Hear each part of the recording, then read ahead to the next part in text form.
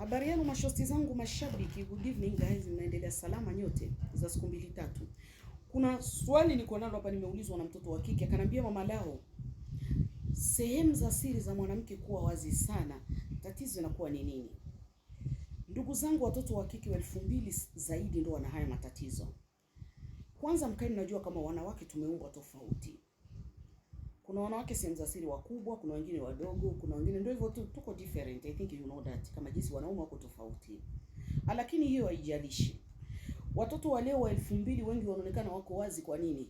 Hawatosheki na mwanaume mmoja.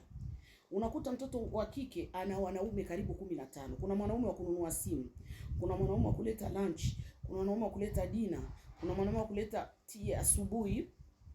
Kuna mwanaume yani kila mwanaume ana majukumu yake. Kuna mwanaume wa kulipa vikoba, kuna mwanaume sijui wa kulipa nini, sijui kuna mwanaume wa kununua sare ya harusi. Mtu mmoja na wanaume 15. Hiyo tupo kweli tabana.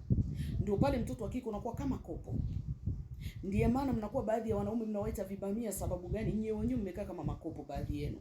Kwa hiyo mama leo naweza nikakushauri pia na wengine wasikilieko, mwanamke ni wa mtu mmoja. Mwanamke sio sabili la utupo. Mwanamke unastahili kustirika, kustiriwa. Wewe mwenyewe kwanza love yourself guys. Jipende kwanza mwenyewe, heshimisha uke wako. Ndiyo maana mnakuta mko mnaita mashangazi wanaonyang'anya waume, ni watu wazima ila wanajiheshimu. Unakuta mwanamke anakaa miaka 3 mimi najiingiliana na mwanaume. Mwanaume wako akimuonja kweli hapo atamwacha. Wewe utakalia kukulilia kila siku. Mashangazi yuko na mume wako na wanafunga ndoa, unatupa unajiita mtoto mdogo. Mapenzi haijalishi anakwenda kwa mtoto mdogo au mtu mzima. Mwanaume anajua kile ambacho anachokitaka na mwanaume anajua kile ambacho anachokitafuta. Ndiye maana kuoa au kuolewa sio uzuri wala uensam wala jimbo. Mwanaume anajua nini